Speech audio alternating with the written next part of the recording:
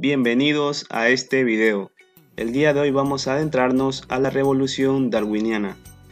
Vamos a describir, explicar y ejemplificar las contribuciones fundamentales de la revolución darwiniana y su implicación en la ciencia y cotidianidad. Antes de adentrarnos a la revolución darwiniana, conoceremos a su precursor, Charles Darwin, inglés nacido el 12 de febrero de 1809. Desde muy corta edad, de 8 años, ya mostraba predilección por la historia natural y la colección de ejemplares.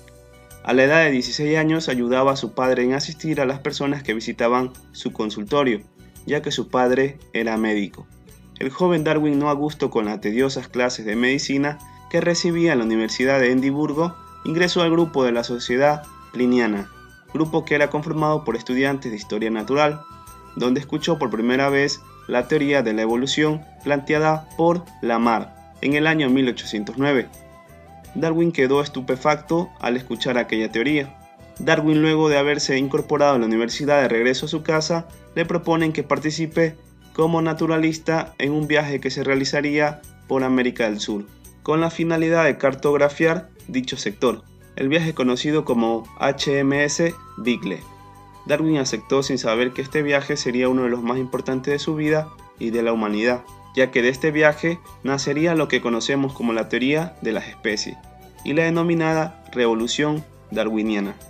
Revolución darwiniana es considerada como la mayor revolución de la ciencia del siglo XIX, ya que en el año 1859 se publicó el libro El origen de las especies, escrita por Charles Darwin, el cual destruyó el concepto antropocentrista que se tenía en ese entonces.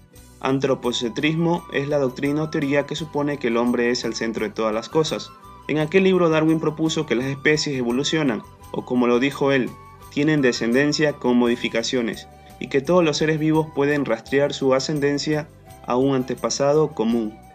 Darwin también sugirió un mecanismo para la evolución, la selección natural, en la que los rasgos heredados que le ayudan a un organismo a sobrevivir y reproducirse se vuelven más comunes en una población a lo largo del tiempo. Darwin también sugirió un mecanismo para la evolución, la selección natural, en la que los rasgos heredables que le ayudan a un organismo a sobrevivir y reproducirse se vuelven más comunes en una población a lo largo del tiempo. Su explicación del origen del ser humano supuso una revolución, ya que hasta ese entonces la mayoría de los científicos occidentales compartían la idea de que Dios había concebido a todas las criaturas del planeta. El naturalista británico fue el primero en ofrecer evidencias para explicar el mecanismo que hace posible la evolución, la selección natural. Evolución. Darwin propuso que las especies cambian con el tiempo, que las especies nuevas provienen de unas especies preexistentes y que todas las especies comparten un ancestro común. En este modelo, cada especie tiene su propio conjunto de diferencias heredables, genéticas, en relación con su ancestro común, las cuales se han acumulado gradualmente durante periodos de tiempo muy largos, eventos de ramificación repetidos en las que las nuevas especies se desprenden de un ancestro común, producen un árbol de muchos niveles que une a todos los seres vivos. Darwin se refirió a este proceso en el que los grupos de organismos cambian en sus características heredables a lo largo de las generaciones, como descendencia con modificaciones. Hoy en día lo llamamos evolución. El boceto de Darwin muestra cómo una especie puede ramificarse en dos a lo largo del tiempo y cómo este proceso puede repetirse muchas veces en el árbol genealógico de un grupo de especies emparentadas. Selección natural. Es importante destacar que Darwin no solo propuso que los organismos evolucionaban. Si ese hubiera sido el inicio y el fin de su teoría, no estaría en tantos libros de textos hoy en día. Además que Darwin también propuso un mecanismo para la evolución, la selección natural.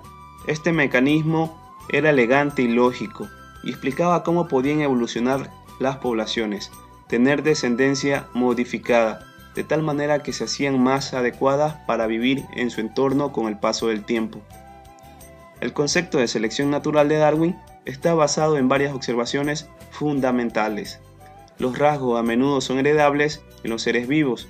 Muchas características son hereditarias o pasan de padres a hijos. Darwin sabía que esto sucedía, si bien no sabía que los rasgos se heredaban mediante genes. Basado en varias observaciones, Darwin concluyó lo siguiente: En una población algunos individuos tendrán rasgos heredables que le ayudarán a sobrevivir y reproducirse, dadas las condiciones del entorno como los depredadores y las fuentes de alimentos existentes. Los individuos con los rasgos ventajosos dejarán más descendencia en la siguiente generación que sus pares, dando que sus rasgos lo hacen más efectivos para la supervivencia y la reproducción. Debido a que los rasgos ventajosos son heredables y a que los organismos que los portan dejan más descendencia, los rasgos tenderán a volverse más comunes, presentarse en una mayor parte de la población en la siguiente generación. En el transcurso de varias generaciones, la población se adaptará a su entorno, ya que los individuos con los rasgos ventajosos en ese ambiente tendrán consistentemente un mayor éxito reproductivo que sus pares. Evolución mediante selección natural. El modelo de Darwin de evolución mediante selección natural le permitió explicar los patrones que vio durante sus viajes. Por ejemplo, si las especies de pinzones de las Galápagos compartían un ancestro común, tenían lógica que tuvieran mucho parecido entre ellas, y con los pinzones continentales, con quienes probablemente compartían un ancestro común. Si los grupos de pinzones habían estado aislados en las islas separadas durante muchas generaciones, cada grupo se habría visto expuesto a un ambiente diferente, en el que se habrían favorecido distintos rasgos heredables, como los diferentes tamaños y forma de los picos para aprovechar distintas fuentes de alimento. Estos factores pudieron conducir a la formación de especies distintivas de cada isla. A continuación tendremos un ejemplo de cómo puede actuar la selección natural. Para hacer más concreta la idea de la selección natural, veamos un ejemplo hipotético, simplificado. En este ejemplo, un grupo de ratones con una variación heredable en el color del pelo negro contra café claro se acaba de mudar a un área nueva donde las rocas son negras. En este ambiente hay halcones, a los que les gusta comer ratones, y contra el fondo de rocas negras verán con más facilidad a los café claros que a los negros, debido a que los halcones verán y atraparán a los ratones café claro con más facilidad. Una parte relativamente grande de estos será devorada, en comparación con una fracción mucho más pequeña de ratones negros.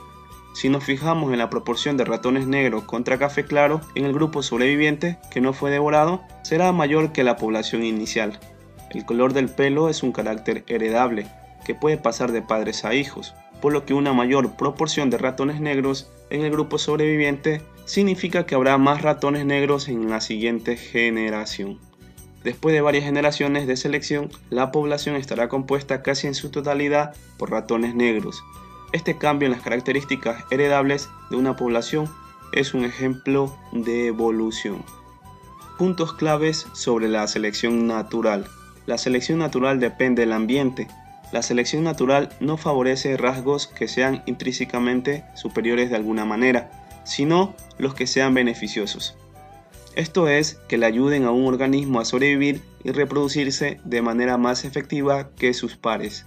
En un ambiente específico, los rasgos que son útiles en un entorno pueden ser incluso perjudiciales en otros. La selección natural actúa sobre la variación heredable existente. La selección natural necesita tener algún material inicial y este es la variación heredable. Para que la selección natural actúe sobre una característica ya debe haber variedad, diferencia entre los individuos. En ese rasgo, adicionalmente, las diferencias deben de ser heredables, tienen que estar determinadas por los genes del organismo. La variación heredable proviene de mutaciones al azar.